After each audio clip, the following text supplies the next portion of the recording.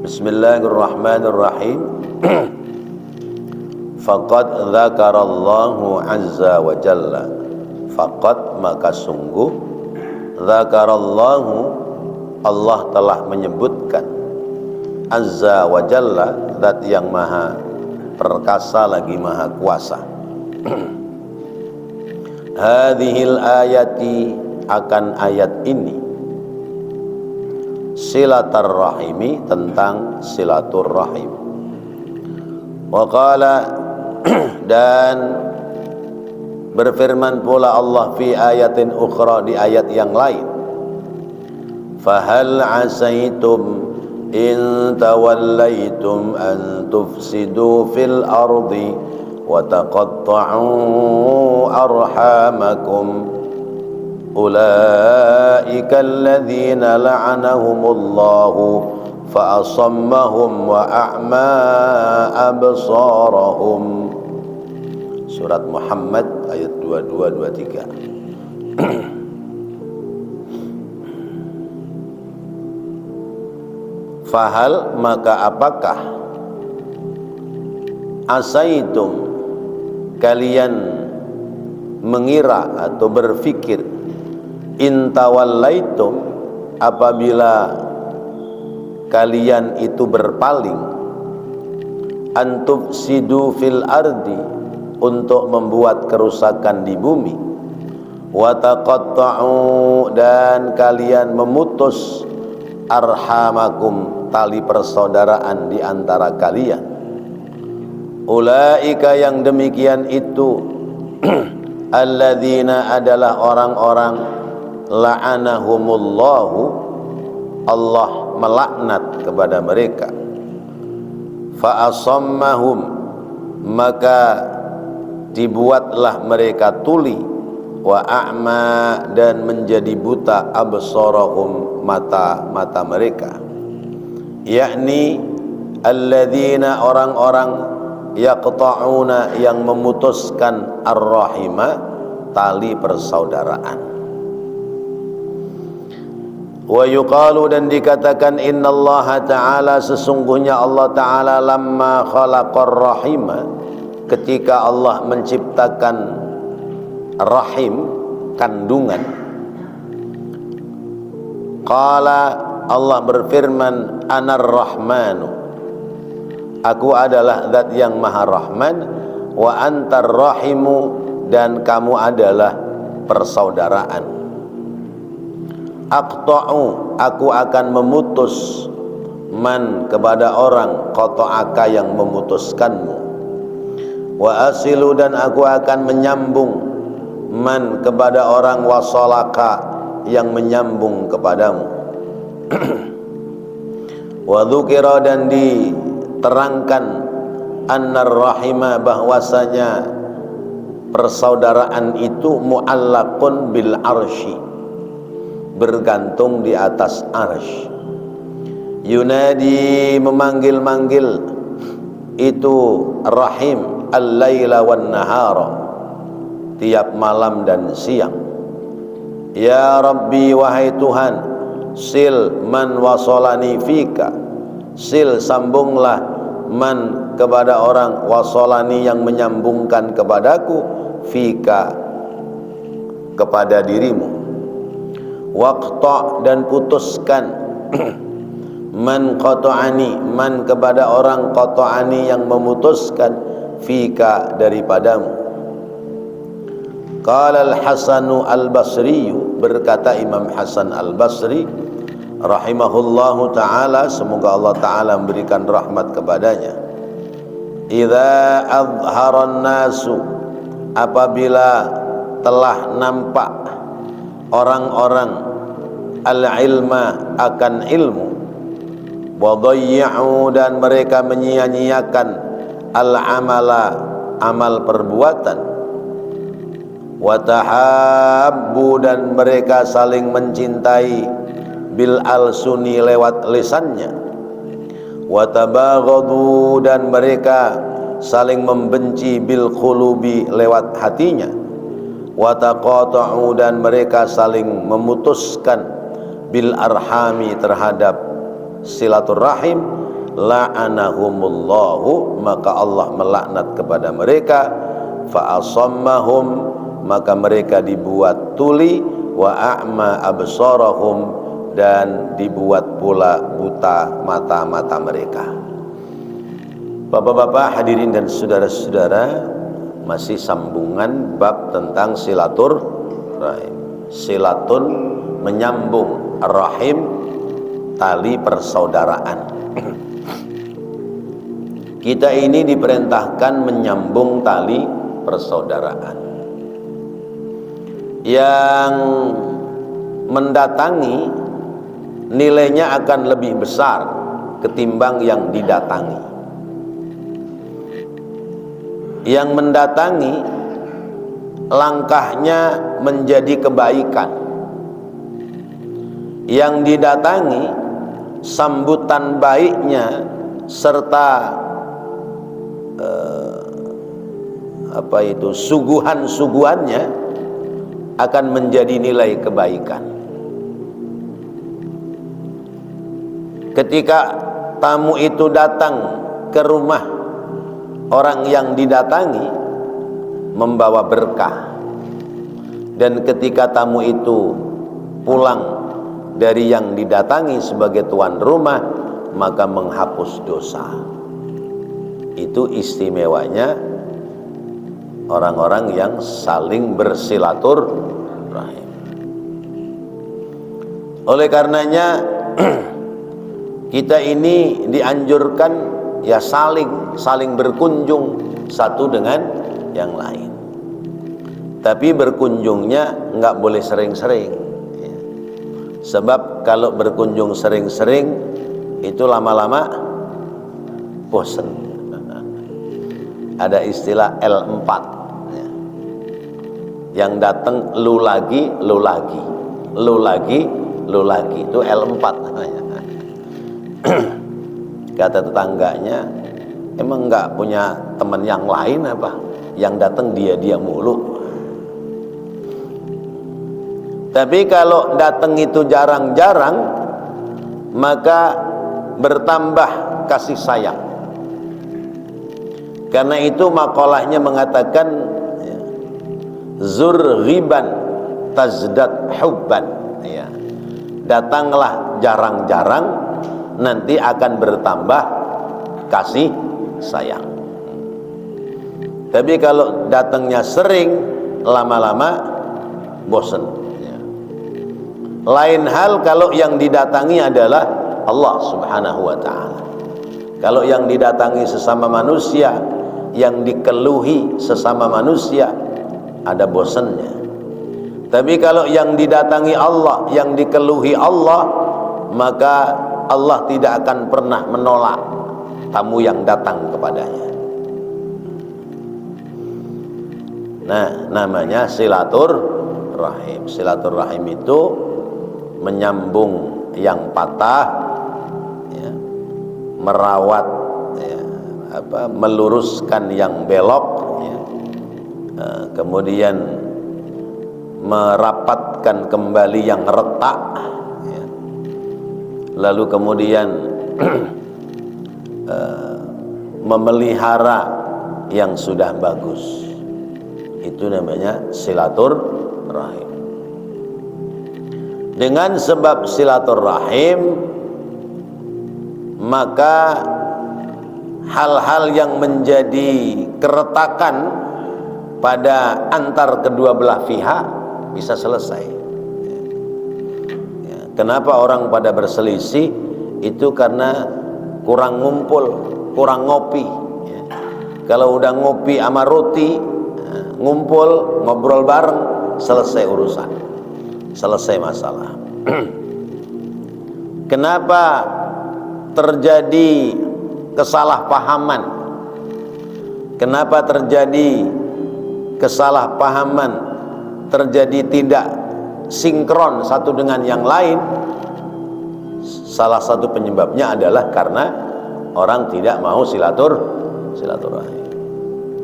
Kalau datang silaturahim beres ya. Kita harus siap mendatangi, jangan maunya didatangi. Karena kita itu tidak berharga seperti emas, seperti Monas ya. Kita juga tidak terhormat seperti Ka'bah, Masjidil Haram ya.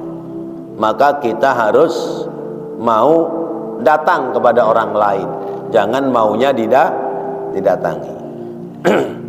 Kalau Monas pantas nggak mau datang ke rumah kita karena dia berharga, bernilai ya, nilainya mahal ya. Di atasnya aja lapisan emasnya berapa kilo? 15 kilo ya. Emang sih ya, emas kita lebih berat bobotnya, 60 kilo, 70 kilo ya. Tapi emas yang nggak laku dijual ya. Emas Jawa. Jadi kita tidak berharga, tidak bernilai seperti Monas ya. Maka jangan gayanya jual mahal, maunya didatangi, tapi nggak pernah mau datang. Kita tidak semulia Ka'bah atau Baitullah Masjidil Haram, maka jangan merasa diri mulia, biarinlah dia yang datang ke rumah saya, jangan saya yang ke rumah dia. Gengsilah saya ke rumah dia, jangan ya. Siapa saja boleh saling berkunjung. Yang tua mendatangi yang muda silahkan, yang muda mendatangi yang tua silahkan ya. Guru mendatangi murid silahkan, murid mendatangi guru silahkan. Jadi la farqa, nggak ada beda. Jangan nggak enak, saya kan guru datang ke murid dan dikira mau minta. Kalau ada hal-hal yang sifatnya perlu dan butuh dikomunikasikan, ya komunikasi. Nah, dalam Al-Quran surat Muhammad ayat 22-23 Allah telah sebutkan, fahal asaitum in tawallaitum an tufsidu fil ardi wa taqatta'u arhamakum. Apakah kalian mengira ya, in tawallaitum an tufsidu fil ardi, ketika kalian itu berpaling ya, kemudian merusak ya, perjalanan kehidupan di bumi, wa taqatta'u arhamakum, kemudian kalian memutus tali silaturahim, apakah yang seperti itu adalah sebuah kebaikan? Tentu tidak. Mungkin orang pernah nyalain kita, tapi kita juga pasti pernah menyalahin orang lain. Kita menyalahi, orang menyalahi kita, lalu kita menutup hati, saya nggak ada ketemu sama dia, nggak ada bangunan silaturahim sama dia, putus silaturahim sama dia. Kenapa? Dia udah nyakitin kita, udah nyalahin kita. Tapi kita juga punya kesalahan terhadap lain orang ya. Yang boleh jadi ketika kita melakukan kesalahan, kita tidak sadar bahwa itu adalah kesalahan. Karena itu melihat kesalahan orang lain kepada kita jangan difikirin. Karena seperti ilmu matematika, misalnya ada soal 10 terjawab 9, salah 1, ya udah nggak usah dipikirin nih kesalahan yang 1, tapi yang dipikirin adalah kebenaran yang 9. Nah, orang kita kadang-kadang yang baiknya nggak keingetan, yang buruknya keingetan. Karena memang cara setan supaya kita jadi orang marah, emosi, kesel dan sebagainya, yang ditunjukkan adalah kesalahannya, keburukannya. Jadi kalau kita memutus tali persaudaraan adalah sebuah kerugian yang besar. Apalagi ketika kita bicara tentang materi, tentang rezeki, bahwa rezeki kita itu sumbernya adalah sebab bangunan silaturahim yang baik antar sesama kita. Maka orang-orang yang mereka memutus tali silaturahim berarti mereka telah yufsiduna fil ard, membuat kerusakan di atas bumi. Sebab orang yang mutus tali silaturahim, benang yang mestinya sambungannya itu terurai dengan baik, karena putus silaturahim berarti benang itu menjadi kusut. Ya. Nah, ketika di masyarakat ini orang sudah tidak mau lagi membangun silaturahim satu dengan yang lain, yang muncul adalah benang kusut, fitnah. Kalau sudah tidak mau membangun tali silaturahim, yang terjadi di masyarakat adalah fitnah. Gampang menfitnah antara satu dengan yang lain. Lu denger nggak? Isi itu beli rumahnya si Anu. Ya karuan aja. Kemarin kan tim ses, ya. Dapat banyak dia kemarin. Ya. Makanya tuh bisa buat kebeli rumah. Nah ini kan fitnah, ya, fitnah. Padahal boleh jadi dia beli rumah itu duitnya boleh hemat, boleh nabung, boleh apa dan sebagainya, sampai kebeli rumah, sampai apa dan sebagainya. Tapi orang lain gampang menjas, mengadili dengan fitnah. Dulu zaman SBY jadi presiden, ya. Nggak lama berangkat haji, wah dapat dari SBY no. Ya. Zaman Jokowi jadi presiden, bangun rumah, wah dapat dari Jokowi no. Ini fitnah yang gampang muncul di masyarakat. Mengapa demikian? Karena putus tali silaturahim. Tapi kalau nyambung tali silaturahim, nggak akan terjadi seperti itu. Ya, terjadinya prasangka-prasangka yang buruk di masyarakat karena putus tali silaturahim. Putus karena boleh jadi kesibukan masing-masing, atau putus karena kesengajaan sebab ada ganjalan hati terhadap orang lain. Akhirnya putus. Kalau sudah putus ya layangan aja, kalau putus kena angin ya keleyang-keleyang, mau kemana arahnya terserah angin. Oleh karenanya orang yang memutuskan tali silaturahim, mereka itu mendapatkan kemurkaan Allah. Fa asammahum wa a'ma absarahum, maka dibikin tuli telinganya, dibikin buta pandangan matanya, ya. Dibikin tuli telinganya. Kalau ada berita-berita positif terhadap orang yang dia tidak sukai, jawabannya, gua nggak mau tahu urusan dia. Nah, tapi giliran beritanya negatif, ya, mungkin musibah dan sebagainya, ya, maka jawabannya, tuh kualat sama saya tuh. Nah, kadang-kadang muncul seperti itu. Maka kata Allah, ulaika alladzina la'anahumullahu fa asammahum wa a'ma absarahum. Dibikin tuli telinganya, dibikin buta pandangan matanya. Dibutakan, bukan buta tidak bisa melihat, tapi buta melihat sisi kebaikan yang dilakukan oleh orang lain. Kenapa? Karena putus tali silaturahim. Padahal silaturahim ini makhluknya Allah. Ketika Allah menciptakan Ar-Rahim, ya, famili, keluarga, ya, Allah berfirman, Anar Rahman wa Antar Rahim, ya.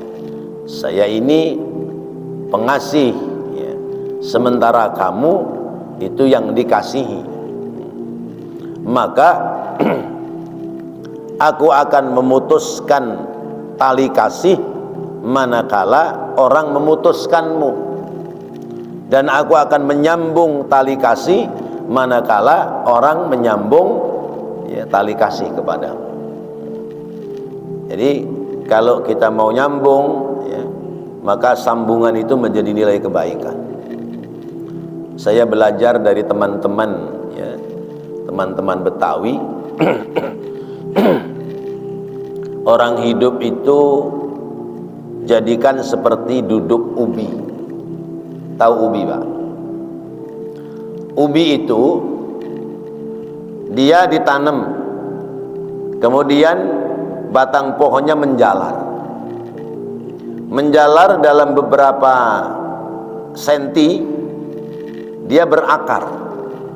Akarnya jadi buah ubi. Nanti batangnya menjalar lagi, berakar lagi jadi buah ubi. Batangnya menjalar lagi, berakar lagi jadi ubi lagi, terus begitu. Nah, ini namanya duduknya duduk ubi. Di mana duduk di situ, kumpul di situ, terbangun nilai-nilai kebaikan, akan mendapati keuntungan yang baik. Baik keuntungan terkait dengan nilai-nilai materi di dunia, terlebih adalah keuntungan yang bisa menyambung sampai ke negeri akhirat. Itu bangunan tali silaturahim. Jadi disambung. Namanya duduk ubi. Karena itu 1000 kawan sedikit, tapi 1 musuh kebanyakan. 1000 kawan sedikit, 1 musuh kebanyakan. Kita berkawan sebanyak-banyaknya dan menghindari bermusuhan terhadap orang lain. Adapun orang lain memusuhi kita, anggap kita tidak sedang bermusuhan, sehingga kita tidak ingin membalas. Kata Imam Hasan Al-Basri, kalau orang menampakkan ilmu tapi menyia-nyiakan amal, kemudian orang itu lewat lisannya ngomong saling mencintai, tapi ternyata hatinya saling membenci, orang itu berarti sudah memutus tali silaturahim. Orang berilmu banyak, tapi orang beramal sedikit. Ilmunya ada, tapi amaliyahnya tidak nampak. Kalau orang dulu ilmunya sedikit, tapi amaliyahnya banyak. Orang-orang dulu zikir aja ada keterbatasan. Mengucap alhamdulillah aja nggak bisa. Alhamdulillah, subhanallah, ya kayyuku ya kayyumu, ya hayyu ya qayyum gitu. Tapi karena yakin amalannya besar ya, sekalipun ilmunya sedikit, karomahnya, faidahnya lebih besar. Orang zaman sekarang ilmunya luas, pemahamannya luas, tapi amaliyahnya sedikit. Amaliyah ibadahnya sedikit, padahal ilmunya banyak. Orang dulu ilmunya pas-pasan, tapi ibadahnya luar biasa. Ada bahasa lain ya, dunianya gelap tapi hatinya terang. Orang zaman sekarang dunianya terang tapi hatinya gelap. Orang dulu biar dunianya gelap karena hatinya terang, itu malam bangun ambil wudhu, padahal harus nimba dulu airnya, masukkan ke pedasan ya, disumpel pakai karet atau sendal jepit yang udah rusak ya. Ambil wudhu ya, mana sumurnya tempat airnya tidak di dalam rumah, ya. Tapi pada bangun, ya, suami istri ambil wudhu, mungkin mandi dulu, sholat malam terus, ya. Ya. Orang zaman sekarang sumurnya, kamar mandinya di mana? Di kamar, ya. Ya. Tapi nggak bisa bangun malam. Ya. Kenapa nggak bisa bangun malam? Tidurnya telat. Ya. Orang dulu tidurnya lebih awal, bisa bangun malam. Pakainya lampu sentir, bukan pakai lampu listrik. Ya. Berangkat ke masjid masih gelap, pakai oncor, ya. Nah, pakai obor. Ya. Zaman sekarang sudut mana yang gelap? Nggak ada, sudah terang semua. Ya. Tapi harokah menuju amaliyah ibadah menjadi lebih berat, lebih susah. Ada orang ngomongnya saling mencintai, tapi di belakangnya, ya, jelek-jelekin mulu. Ya, sabun ketemu salaman, ya. Cipika-cipiki, rangkulan, ya. Dan kelihatannya saling mencintai bener, ya. Ya, begitu lepas dari pertemuan, ternyata saling membenci, saling ngomongin hal-hal yang tidak baik. Ada yang begitu. Banyak orangnya pada ngaji kemari nggak? Ada yang begitu. Ya Allah, temu salamnya mantap, assalamualaikum, waalaikumsalam, gitu, salaman, rangkulan, gitu, ya. Tapi begitu bubar ketemu, ya, saling ngomongin, ya. Dia tuh begini.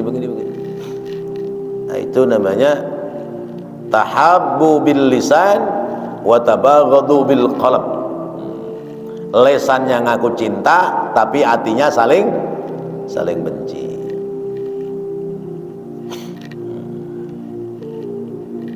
Depannya enggak nggih, belakangnya enggak kepanggih. Depannya iya nggih, belakangnya wah, gua tampol lu. Ada yang modelnya begitu, ya. Biasanya yang begitu model orang Jawa, ya. Makanya pakaiannya itu pakainya belangkon, ya. Belangkon itu depannya mulus, halus, belakangnya bendol, ya. Sekalipun tidak semuanya demikian, ya. Ya.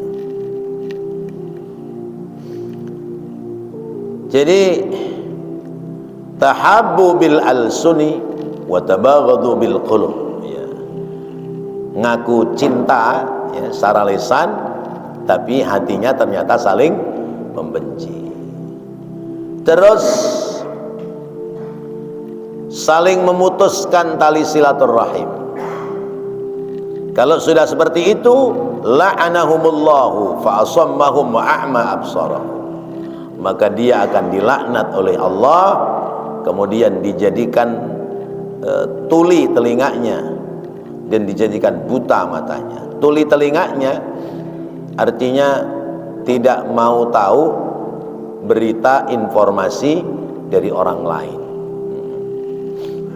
Padahal yang namanya di masyarakat, kalau orang itu saling mencintai pasti mencari kabar, ya.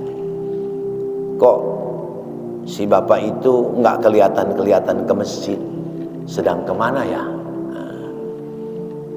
Jangan-jangan sedang kurang sehat. Ayo kita tengokin yuk. Itu namanya peduli, ya. Ternyata lagi pulang kampung, misalnya begitu. Tapi kalau orang itu sudah putus, ya, tali silaturahim, ya, cintanya di lisan saja, hatinya tidak ada kesenangan, nggak mau tahu urusan orang lain, ya. Mau orang itu baik atau nggak baik, ya, bodo amat, ya.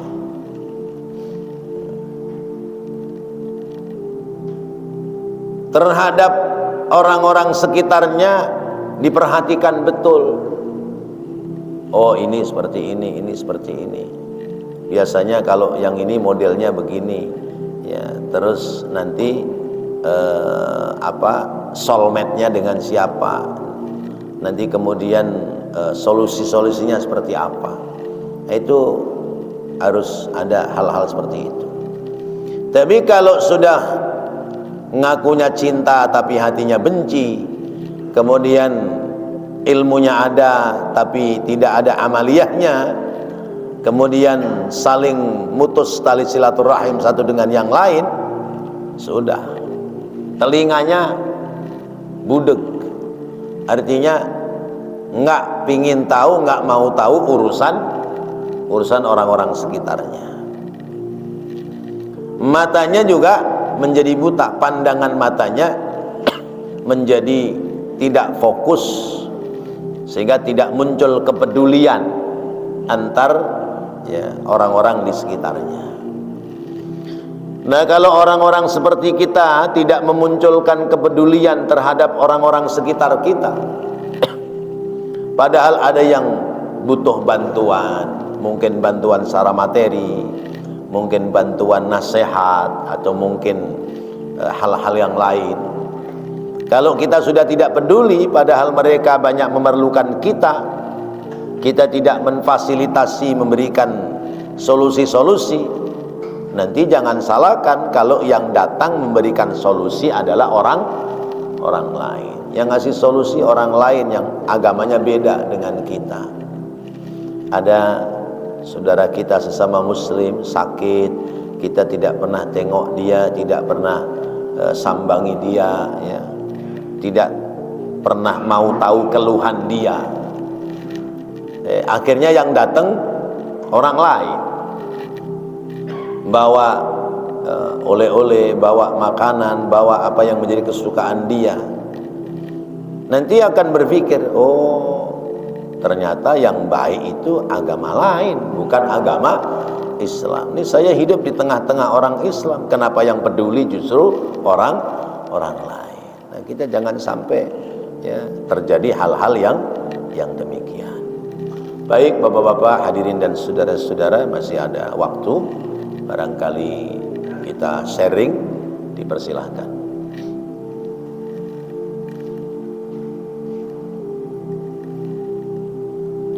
Tentang silaturahim.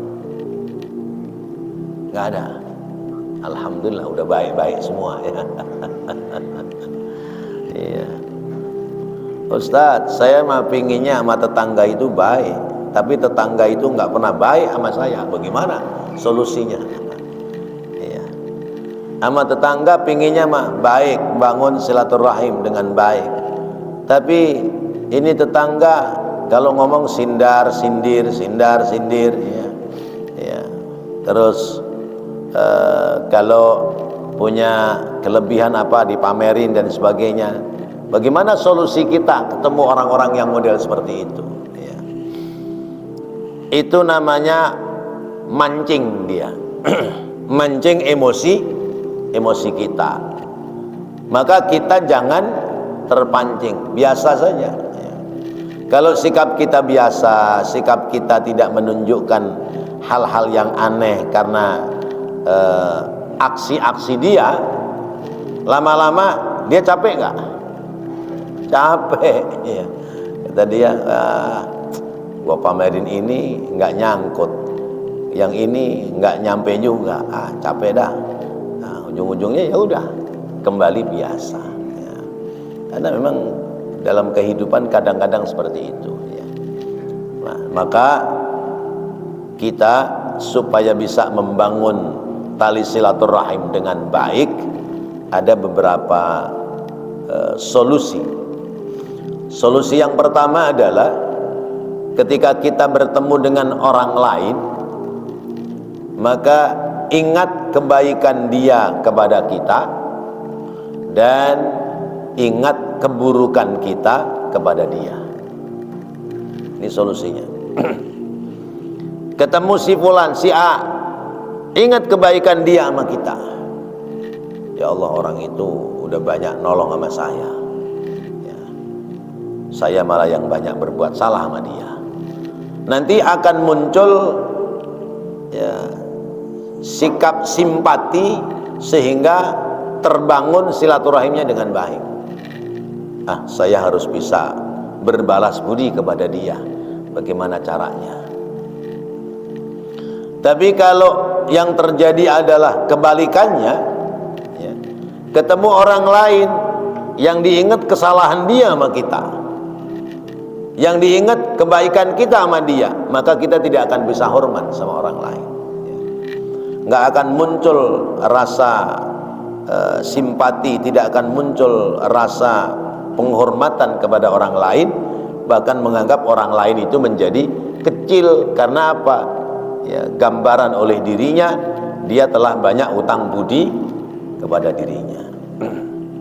Karena itu terhadap orang lain, ya, setiap kita ketemu dengan siapapun, kita pahami bahwa dia lebih baik dari diri kita. Nanti muncul rasa hormat, muncul rasa ingin bisa bertemu, muncul rasa ingin untuk berbalas kebaikan terhadap orang lain. Rasulullah mengajarkan kepada kita, sil man qata'aka wa'ti man haramaka wa'fu amman dolamaka.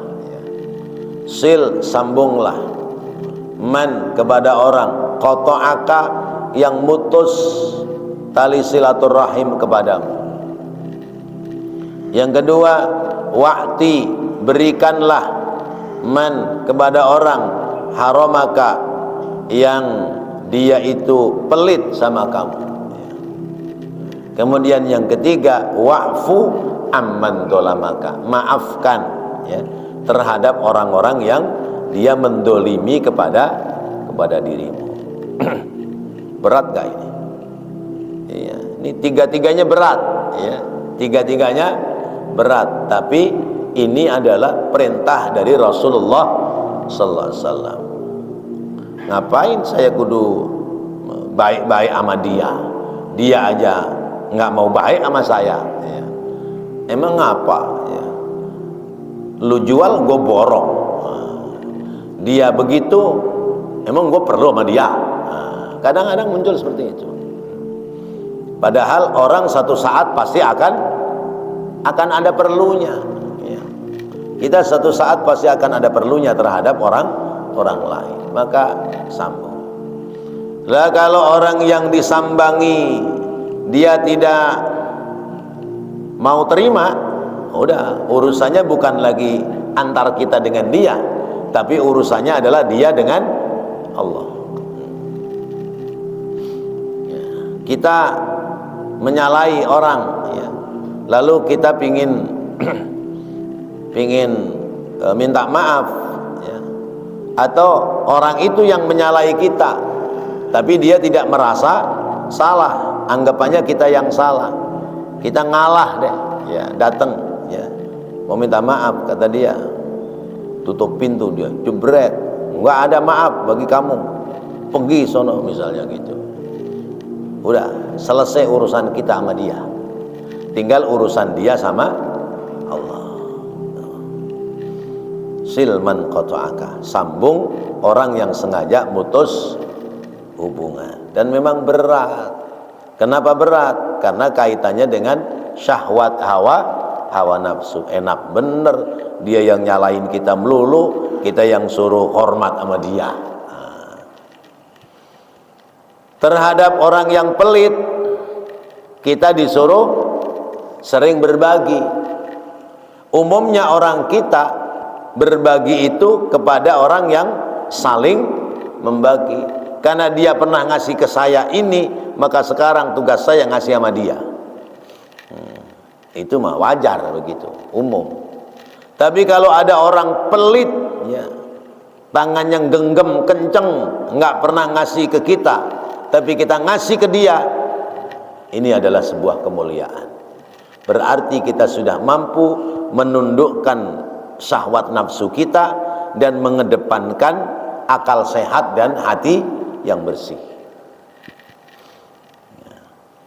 Kemudian mampu memaafkan orang-orang yang mendolimi kepada dirinya. Terhadap orang yang mendolimi, menyakiti dirinya, dimaafkan. Ini berarti tanda orang itu sudah bersih hatinya, tidak mudah dendam, tidak mudah muncul rasa sakit atas kesalahan orang lain. Wallahu a'lam bissawab. Mudah-mudahan apa yang kita bahas, kita pelajari pada pagi hari ini dapat menambah ilmu yang bermanfaat bagi kita. Amin amin ya Allah ya rabbal alamin. Rabbana taqabbal minna innaka antas samiul alim wa tub alaina innaka antat tawwabur rahim. Rabbighfir warham wa anta khairur rahimin. Wa sallallahu ala sayyidina Muhammadin wa ala alihi wa sahbihi wa sallam. Walhamdulillahi rabbil alamin. Wassalamualaikum warahmatullahi wabarakatuh.